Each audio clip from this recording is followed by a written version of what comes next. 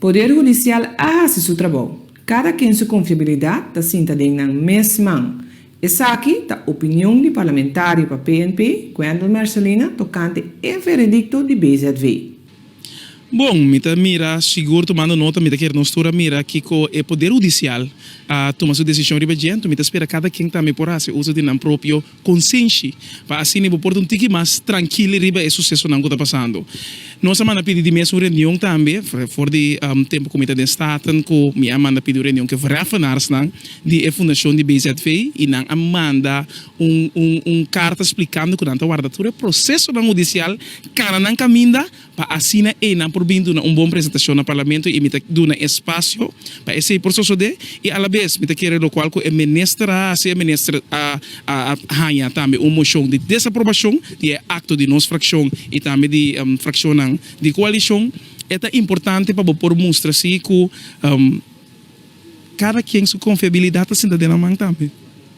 Para o que trata o processo de outro acusado não, Marcelina tem a seguinte opinião. A mim por decidir isso, porque eu não estou sentado em um estúdio de US, dus mesmo coisa dentro das políticas para respeitar o poder executivo, o poder legislativo e o poder de US, que a mim não pode dar pensamento ou uma opinião de aqui. Montesquieu está observando no momento que ela cresce, e você está trazendo a balança de que tipo de democracia nós queremos. Nós temos uma democracia parlamentar e a estado de direito democrático, como mestre do espaço para turene, que a la vez hasta cada que veredicto por decidir também que não está seguindo um trajeto para por se acaso não está o veredicto não está quadro ou não está bom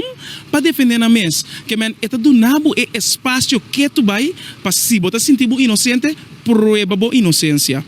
a realidade se está não te mag de taxa é algemeen belang é interesse general do povo.